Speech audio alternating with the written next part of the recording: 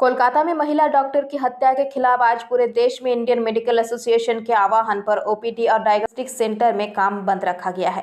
इसी कड़ी में आज इंडियन मेडिकल एसोसिएशन के रानीगंज शाखा की तरफ से विभिन्न अस्पताल और नर्सिंग होम में ओपीडी बंद रखा गया। एनएसबी रोड स्थित मारवाड़ी हॉस्पिटल के सामने इंडियन मेडिकल एसोसिएशन के रानीगंज शाखा के सदस्यों द्वारा विरोध प्रदर्शन किया गया और इस हत्याकांड के दोषियों को कड़ी से कड़ी सजा देने की मांग की गई। इस मौके पर यहां रानीगंज मेडिकल एसोसिएशन के अध्यक्ष डॉक्टर चैताली वासु, सचिव पियाली दास गुप्ता, कोषाध्यक्ष doctor Sumit Agarwal, doctor Dibyendu Das, doctor Saumili Banerjee, doctor Partha Kundu, doctor Bijan Mukherjee, doctor Bulbul Samanta, doctor Uday Khan, doctor Amitabh Sen, doctor Samiran Das Gupta, doctor Amisha Ghosh, doctor Anirban Ghosh, doctor P R Ghosh, doctor Marwah, doctor Gautam Roy के अलावा संगठन से जुड़े तमाम चिकित्सक उपस्थित थे। इस मौके पर डॉक्टर चैताली वासु ने कहा कि कोलकाता के आरजीकर मेडिकल कॉलेज हॉस्पिटल में जिस तरह से प्रशिक्षण प्राप्त कर रही महिला डॉक्टर का बलात्कार कर उसकी हत्या की गई है, उसकी जितनी निंदा की जाए कम है। उन्होंने कहा कि आज पूरे देश में इस हत्याकांड की निंदा हो रही है और पूरा देश पीड़िता के परिवार को इंसाफ दिलाने की मांग कर रहा है। उन्होंने ये भी कहा कि इंडियन मेडिकल एसोसिएशन ये मानता है कि विद्यालय में यौन शिक्षा जरूरी है और लड़कियों को गुड टच बैड टच के बारे में बताना भी जरूरी है ताकि वह अपने आप को इस तरह की किसी भी अप्रियजनक स्थिति से बचा सके।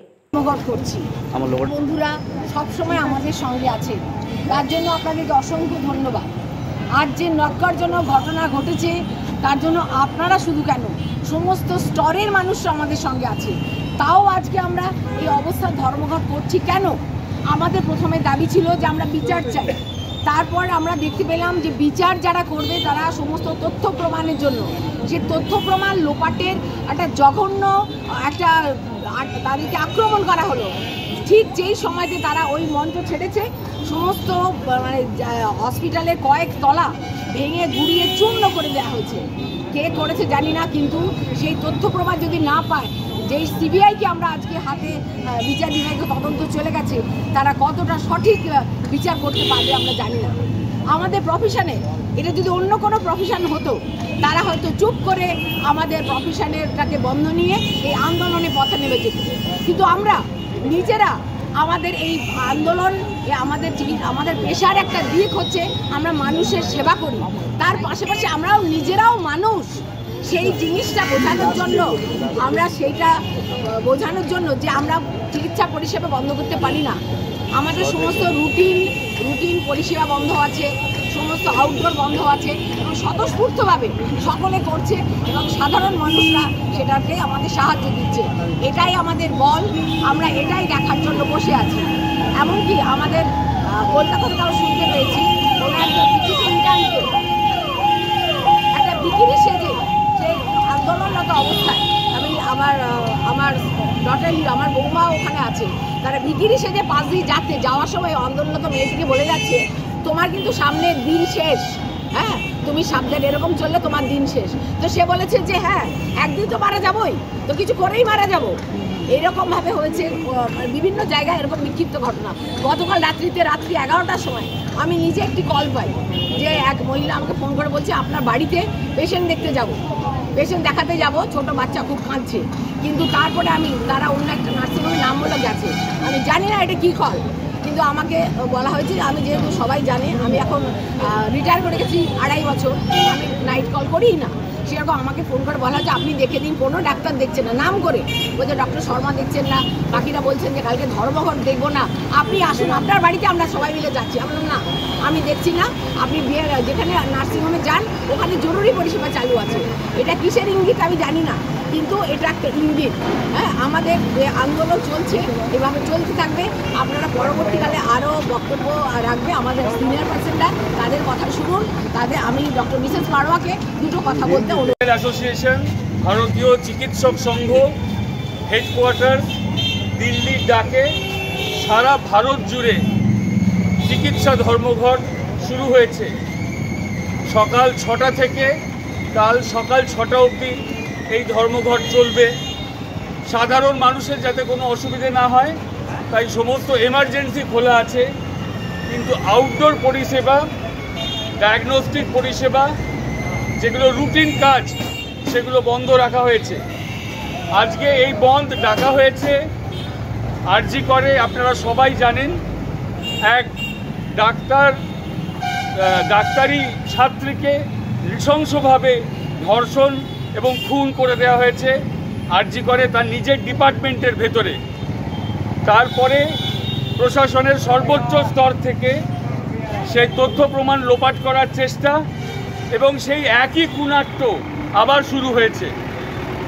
আমরা এর দ্রুত বিচার চাই এবং আরজি করের ডাক্তার বন্ধুরা, জুনিয়র ডাক্তাররা যখন শান্তিপূর্ণ ওখানে অবস্থান করছিল বিচার চেয়ে, তাদের ওপরে নক্কারজনকভাবে গুন্ডা বাহিনী এসে 50-60 জনের গুন্ডা বাহিনী এসে সমস্ত আরজি কর ভাঙচুর করে দিয়ে চলে গেছে।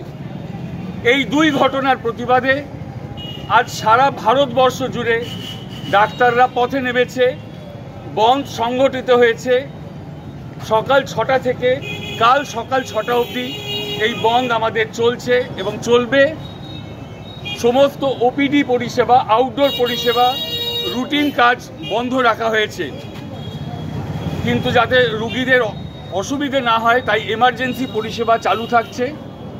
আপনাদের অনেকেরই মনে হতে পারে ডাক্তাররা কেন এমন করছে, এমন করার কি দরকার, কিন্তু সত্যি সত্যি আমরা একটা কথা বলবো যে দেশের সব নেতারা, প্রশাসন কালা হয়, আমাদের পিঠ পেছনে পড়ে গেছে। আমরা এইবার আপনারা নিজেরা দেখেছেন, আমরা খুব অভূতপূর্ব এবং আপনাদের কাছে ঋণী। যেদিন রাত জাগো প্রোগ্রাম হয় এই রানীগঞ্জের বুকে আমাদের ডাকে 50-500 লোক মতো মানুষ ছিল। 500 ডাক্তার তো রানীগঞ্জে নেই, অথচ 400 লোক ওই রাত 11:55 মোমবাতি নিয়ে আমাদের সঙ্গে হেঁটেছে। কলকাতার রাস্তা কোনো জায়গা ফাঁকা ছিল না, লাখে লাখে মানুষ নেমেছে।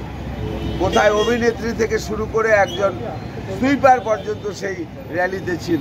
আপনার কাছে উনি কার কাছে গোহার লাগাচ্ছেন? নিজের রাজ্যের সেফটি নিজে করতে পারছেন না, কি মনে করছেন এই বিষয়ে? আমরা তো দেখছি উনি শাস্তি চাই বলে মিছিল করছেন, কিন্তু যে প্রিন্সিপাল, যে মেন আমরা সাসপেক্ট, যার মুখ থেকে অনেক কিছু বেরোবে, যার কুকীর্তি একের পর এক বেরোচ্ছে, উনি তো তাকেই প্রমোশন দিয়ে স্থানান্তরিত করা হয়েছে।